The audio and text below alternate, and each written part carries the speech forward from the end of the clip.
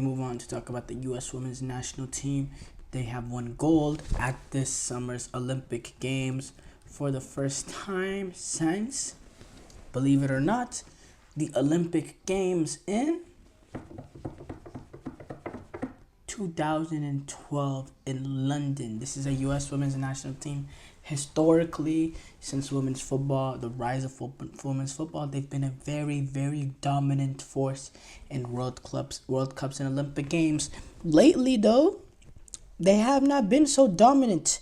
Only go back a year ago, last summer, they got eliminated in the round of 16 of the Women's World Cup to Sweden. And keep in mind, if we have to be honest, they were lucky to even be there.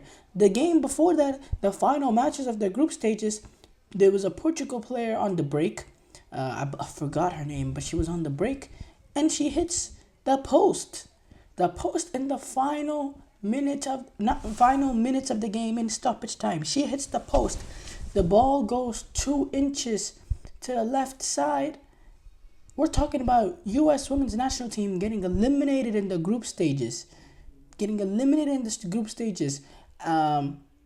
After winning back-to-back World Cups in 2015 and 2019.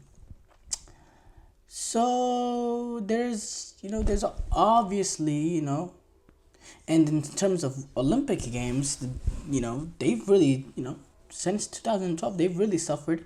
Quarterfinals in 2016. They got eliminated in the semifinals in 2021. They've had a little bit of Olympic drought, but they've still been able to maintain success in the World Cup. So we weren't really worried about the Olympic Games.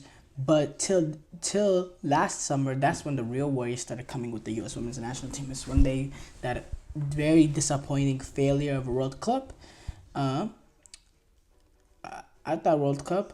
So, it's the U.S. Now they brought in Emma Hayes. She came in a few months after the end of the Women's Super League, and she's done a complete she's been done a complete U-turn on this team, new team. She's made some gutsy decisions throughout the process.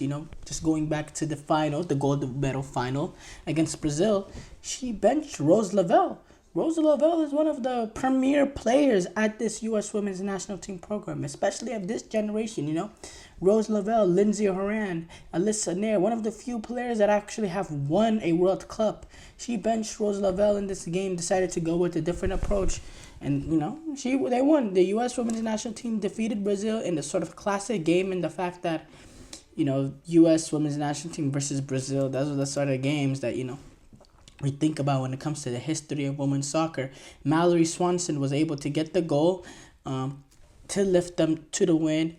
And the U.S. Women's National Team, they returned back to the top. And it just shows, it's a lesson to the U.S. Men's National Team and the people making the hire to hire the U.S. Men's National Team, which is the same sort of people that made, well, not the same, but it's a lesson to them what coaching can do.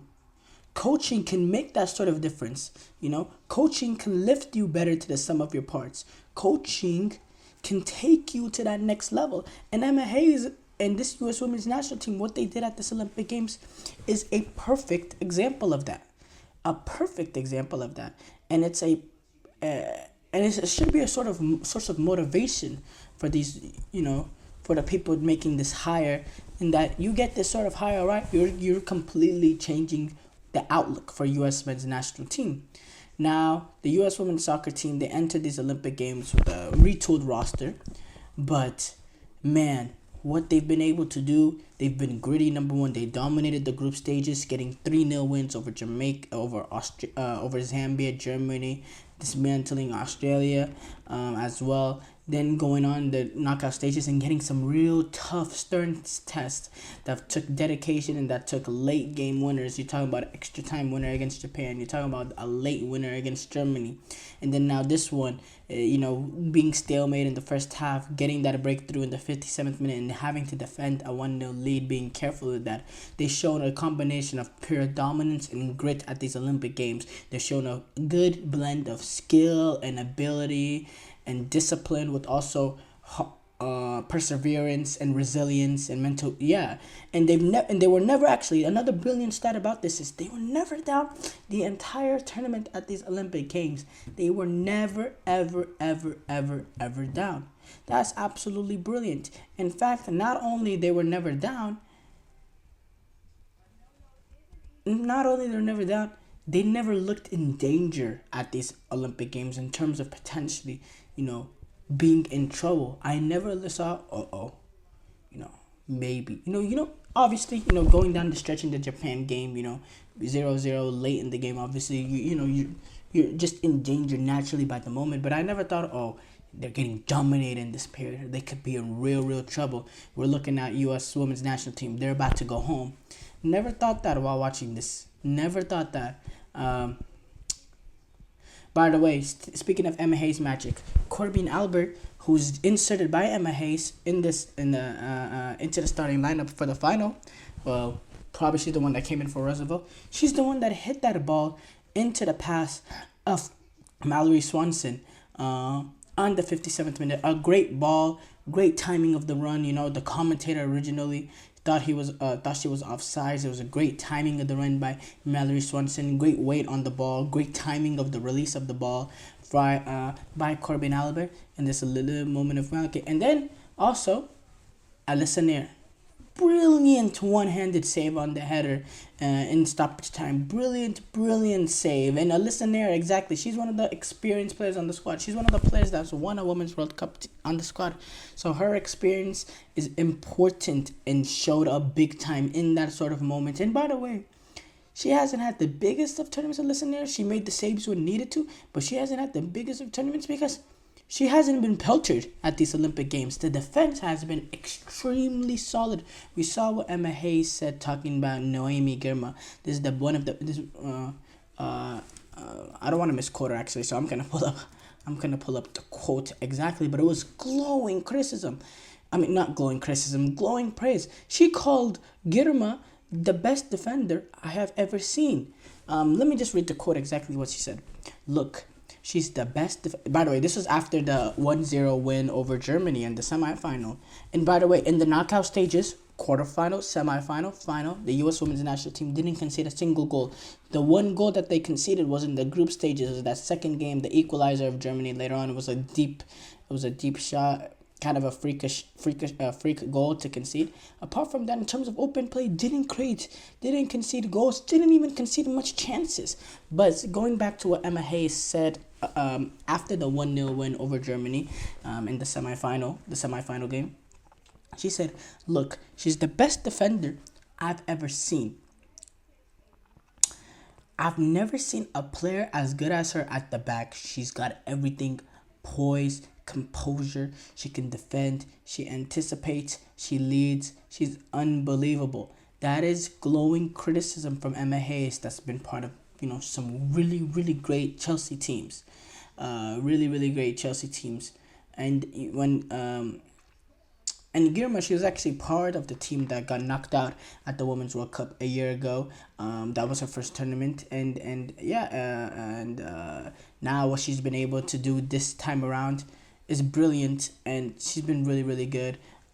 Lindsay Horan being that sort of leader, Alyssa Nair making that save, that moment that we were waiting for Alyssa Nair. It came in that final sort of stages of the Olympic Games. She came up with the save. Marta, she started off on the bench, which is expected, with the fact that she hasn't played the last two games because of suspension, and they've been able to turn it around and win get to the gold medal game, essentially without her in the past two games. But she's able to walk away with the silver medal as she, exits the Olympic Games. Her final time, she exits the women's national team at the final time. And, I just want to quickly shout out to her. What a GOAT. Great career. And, speaking after the game, she said, I am crying out of gratitude, happiness. I'm not crying because we won silver. Look how much we had to overcome to win this silver. They have had to overcome a lot as a women's football team, in general. She's been an absolutely brilliant player. The longevity has been unbelievable. She also said, "This is a feeling of pride, a lot of pride. When I won silver in 2004 and 2008, I didn't feel as proud. We waited for 16 years to play an Olympic final again. For our history in previous competition, let's be honest, almost no one believed Brazil was going to be in the final, leaving here with a medal." And yeah, nobody expected it. It was a shock heard all around the world whenever they were able to get past Spain, especially in the fashion way they did it, how clinical they were in counterattack. So salute to Brazil, salute to Marta. And yeah, overall, I thought it was a really good Olympic Games in general, because it's the final topic. We'll probably be talking about the Olympic Games on GSMC. And yeah, overall, it was a great Olympic Games, and it's sad whenever the end comes, because now it's sort of the clock again for the next 4 years. And yeah, I look forward to the next ones, because that's going to be in LA. The time zones are going to be perfect. No more staying up, you know. You wake up in the morning, you're going to see live Olympic Games. You go to bed at night, it's going to be prime time, NBC prime time Olympics. So we're all looking forward. The countdown is on for the next 4 years in LA.